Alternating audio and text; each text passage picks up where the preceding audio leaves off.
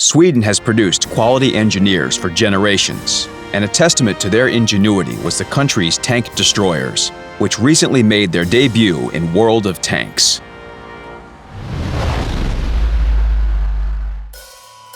Filled with eclectic vehicles, the Top TD really is one of a kind. Also arriving with these new vehicles are new mechanics, travel, and siege modes. The TD branch deviates from the STRV FM21 light tank. The first tank destroyer is waiting at Tier 2, and its name isn't an easy one. The Panzerfernluftvernbahn FM42, or PVL-VV FM42 for short. Playing it is like taking off a heavy winter coat. You become lighter, quicker. This is a small, agile, and maneuverable vehicle. But these features come at the price of poor view range and lack of armor. This TD also features decent gun variants and low detectability. If you have experience in playing this type of vehicle, the PVL-VV FM42 won't surprise you. All the standard tank destroyer tactics work well with it.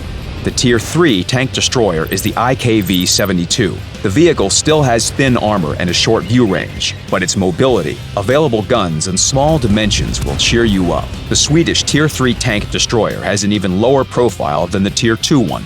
The IKV-72 boasts the best concealment of all vehicles in the game. Long live the new king. This accolade was previously held by the French Renault UE-57, also a tank destroyer, also at Tier 3. To crown it all, this Swedish vehicle enjoys an excellent gun depression angle, 12 degrees. This allows it to take some unusual firing positions.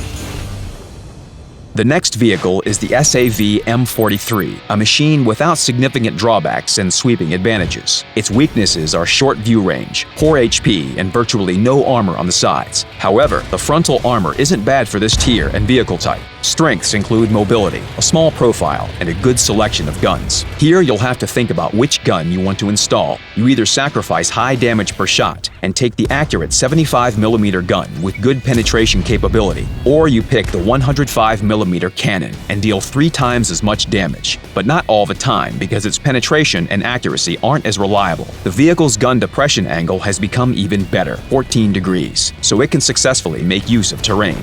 In the middle of the branch, you'll find the IKV-103. On the surface, it looks like the IKV-72. Its drawbacks are the same too, armor and view range. This is also true for its strengths, small profile, great mobility, and a high gun depression angle. One thing is unusual though, there are only heat shells in its ammo rack. The velocity of these shells is pretty slow, so you'll have to get used to that, but their penetration capability doesn't reduce with distance. The next vehicle in the branch is the IKV-65 Alt-2. Among Tier 6 tank destroyers, it has the highest reverse speed, 20 kilometers per hour. Other than that, this vehicle doesn't have any unique characteristics. It's a typical compact Swedish TD with poor armor and health, but it's agile, very fast, and sports an excellent gun. This vehicle can reach a speed of 60 kilometers per hour. Only the Hellcat is faster.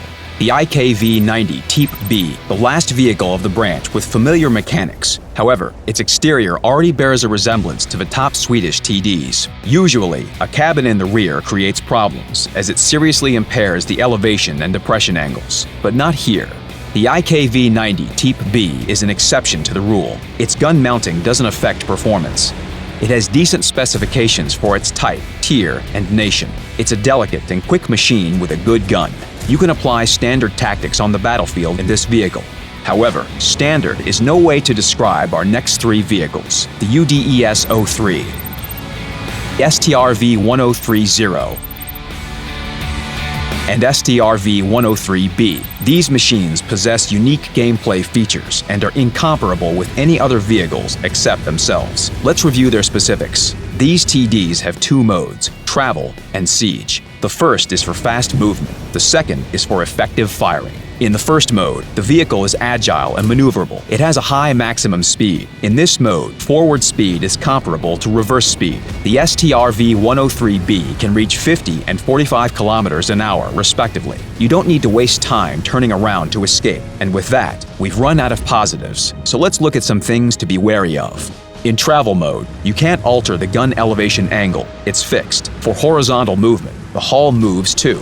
When you fire, the dispersion is enormous, SPG-like. It's extremely difficult to hit anything. Compared to this, direct firing from an SPG is a sniper's job. Everything changes when you press X.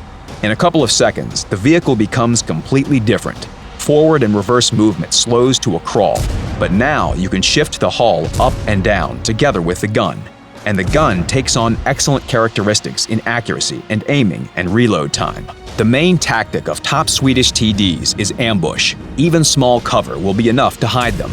These vehicles are low and have a good profile. They're the best for their tiers, in fact. The STRV-103B at Tier 10, STRV-1030 at Tier 9, and the UDES is the least detectable Tier 8 vehicle in the game. Apart from that, the camouflage net and binocular telescope work in siege mode, even if you turn the hull. In general, the Swedes have all the abilities needed to make full use of their guns, which are quick-firing and have high penetration values for standard shells. Of course, at close range, on the march, or lacking proper cover, Swedish high-tier TDs are almost helpless, but they are formidable opponents from a distance. What comes to mind after looking at Swedish TDs is that branch research will be anything but dull, and the main course awaits players at the top tiers. That's all for now. Take these new vehicles for a spin. Good luck in battle.